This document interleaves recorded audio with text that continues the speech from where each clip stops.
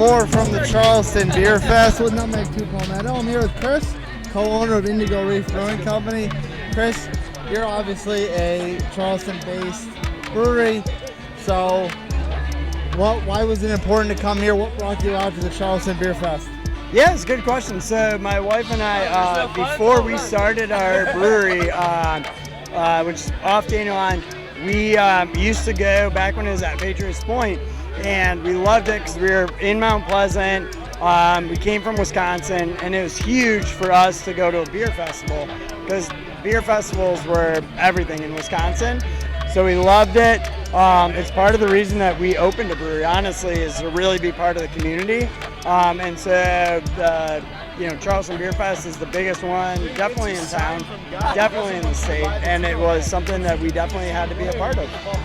I'm from Connecticut, so I can attest beer means a lot in cold weather states. Yes, for sure. Yeah. I think it's something different when it's cold. You gotta drink to warm up, is what they used to say. That's right. Yeah. All right. So, what did you bring today and why? Yeah. So we brought two beers. We brought our Sharktoberfest, which is our Marzen. So it is a Oktoberfest. We brew it seasonally in the fall. So it's once a year. It's the only time it's available. And then we also... Hey, fuck this guy. What do you guys have left? Oktoberfest? Sorry, fuck this guy. This guy. Wow. In case you missed that was Patrick. And if you don't know Patrick, now you do. I'm kind of a big deal. It's okay. I'll come get you later if you're willing to do an interview. No, I don't want to do an interview. I'm just a fucking piece of shit. You guys Oktoberfest still going? No, we don't. What do you have? What do you have left? We have the IPA. I'll take 4 of those. All right, hold on one second. I'm famous. So we brought... Seriously, popular. Yeah, very, very popular. People trying to come steal our beer.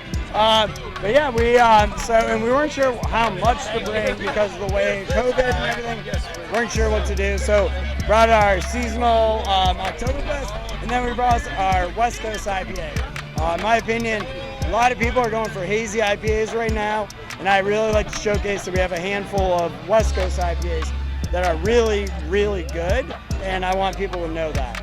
So this Citra that I'm drinking on right now, this is a West Coast. Yeah.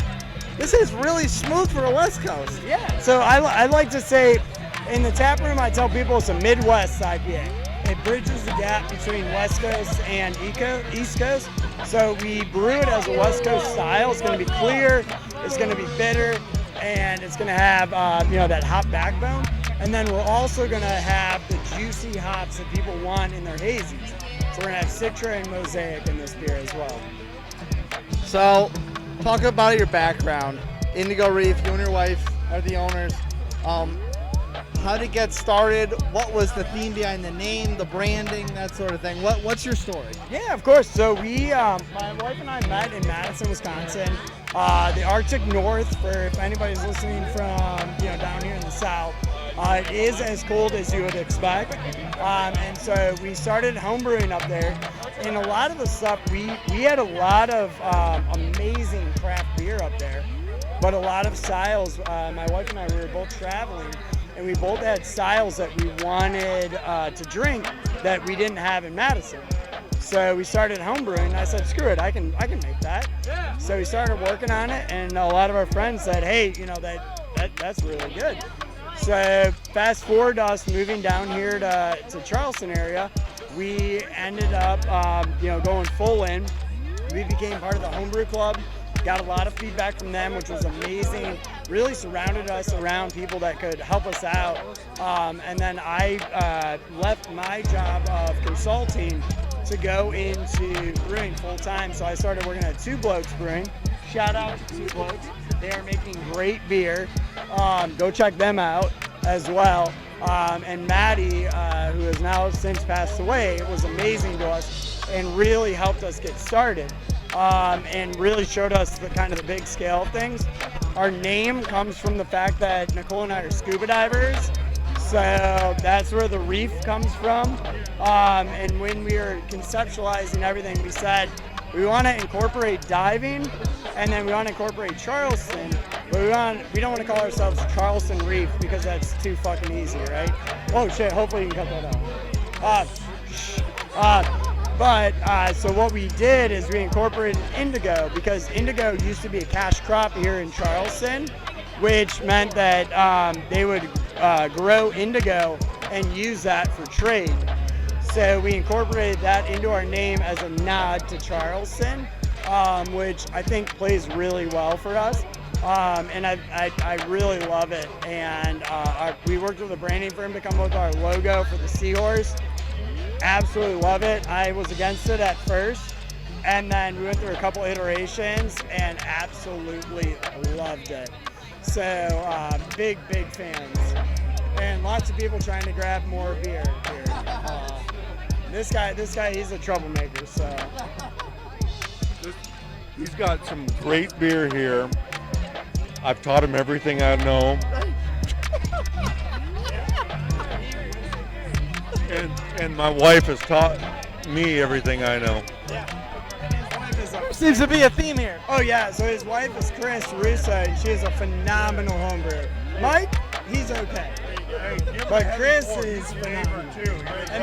And they were definitely part of it. You know, the Homebrewers Association and the homebrewers here in town were absolutely amazing. They gave us raw feedback, which is what we needed to make the great beer that we produce. Okay, so I gotta ask, because many moons ago, my father owned a scuba shop. Yeah. And that's how my mom met him, going in to get her tanks filled up. So what's the best dive you've been on? Oh, it is so hard. So I'll split it between 2 locations. So on our honeymoon, we went to Ranere, the ABC Islands, and we had, so we went there, and it was absolutely amazing. The entire island is a reef, and so we did shore diving, so we could go anywhere and just walk off site, and it was amazing. The other thing was in Kona, Hawaii. We did a manta ray dive. So it was absolutely amazing, except for the fact that the dive wasn't that much fun, because we got to the bottom, they handed us a rock, and we just sat there, but about 50 manta rays swam over us. So it was unbelievable. And because of that, we do a beer, it's a hazy IPA called Manta Cyclone, that is, yeah, and so that one is very indicative of that experience. But honestly, the best place to dive that we've ever been to was Ranere. You get a pickup truck, you get your dive gear, you get tanks, and you go dive. Now, around the state, your name is pretty big in distro. It's hard not to go to a lot of bars and see Indigo Reef on tap somewhere. Yeah. Even if you go to 7 bars, it's hard not to find you on 4 of them. Yeah. So, what? Is he getting too technical on you? Is he getting too technical on you? Because if he is, I mean, it comes down to very simple chemistry. And I got a master's in chemical engineering, and the chemistry on this thing is very simple. But he's an electrical engineer, right? That is true. I do have a degree in electrical engineering. And do you think of beer as being electrically charged, or do you think of it as a chemical reaction? I would think chemical. Yes, that's the way it is. So, I mean, you got... We'll say our brew house is electric brew house. Also, Mike doesn't own a brewery, so I think we should also talk. He's just a random guy right now. I don't own shit. I mean, because I'm looking for my wife. Which one? Mike also, I'm pretty sure, scrounged to find a ticket on the ground to get in here. Is what I Scrounged heard. for enough to get him a day full of drinking. Exactly. So, and I don't even. Do you even have a wristband? That's a VIP wristband too. You finally found a wristband. Okay. But I'm just. So is this going nationwide? I hope so. It might now. I just want to make sure that you get my spelling of my last name right. It's R-O-S-O. ROSO, okay. He has about 75 letters in his last name, so even if you Google him, you're never going to find him. But yeah, Hold it. We're live here. Hang on a second. we're not live. Live to tape. He's been drinking all day. Clearly. No, it's backwards. It'll get corrected. Yeah, it'll get. You gonna do a final cut and change it around? Of course. Hey, Mike, I'm a I'm professional. giving out free beer in the VIP section. No, I want some more of this shit. My man. All right. But yeah, so obviously we have a lot of loyal followers. Clearly. Yeah. What are your flagships, Chris? Yeah, so we started canning because of COVID. We weren't planning on it, but we have a handful of flagships. We do a blonde ale called Shelly Beach. We do. We That's do, all right. Yeah, we do a one that I think is unique to us. We do a honey cream ale called Hive Another, and then the one that we brought today is called Drift Dive. So it's our IPA that is uses Citra hops. And then the other one that everybody tells me we should bring, but I always forget to do it. We actually have a coffee blonde ale that is really, really big in our tap room. So we use local coffee from Charleston coffee roasters and infuse it into a blonde ale. And it is the perfect breakfast beer in my opinion. So those are, I would say, our main flagships that we are canning right now. You can find them at a lot of Lowe's, Harris Teeters, and a lot of amazing craft beer shops that would have the beers that you're looking for. Bottles, greens, etc. Exactly, yeah. And I will say there's a lot of small bottle shops out there as well, that really support us. Quick Stop up here in North Charleston, they've always, from the moment, that we had cans, they were picking them up and they supported us, which I love. I really appreciate. My biggest thing is that I love people that support us and we support them. So a lot of our restaurants, especially Mount Pleasant, that support us, they always have us on tap. That's where Nicole and I, if we're going out for a night, that's where we go. And it's a lot to be said for local supporting local. I'll get to more than in a second, but first, you have a lot of tasty beers. People come in to drink beer, they want something to soak it up.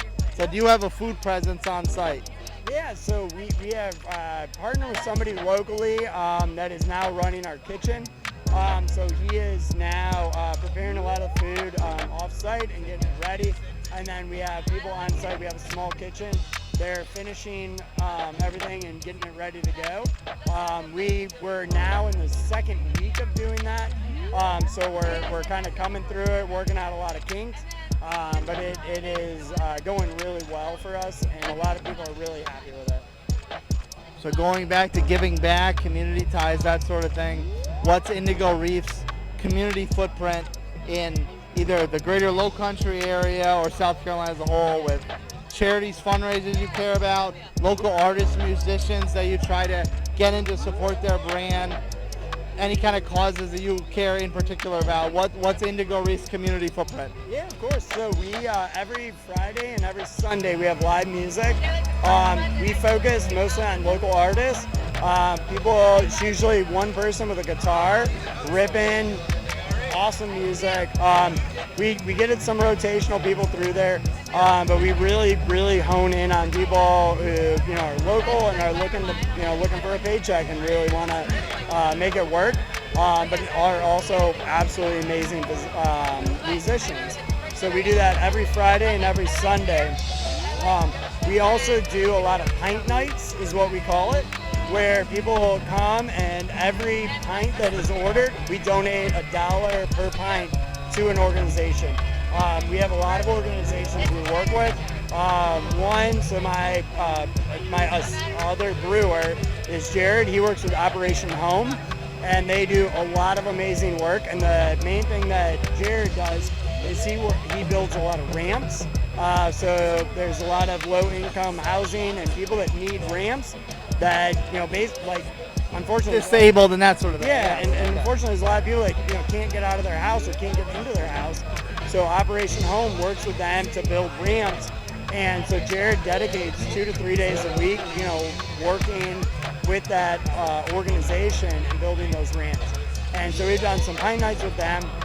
That's one that is now near and dear to my heart because Jared is so involved. The other one, my wife Nicole and I got married at the aquarium, and it's also just on brand for us. But the South Carolina Aquarium, it is a nonprofit. A lot of people look at aquariums and they go, oh, it's government funding. Well, the South Carolina Aquarium is a nonprofit. It is all local donors and everything, and it is absolutely amazing. The things they do there are unbelievable, and they rescue sea turtles, and I could go on and on about that. But that's one that we heavily support.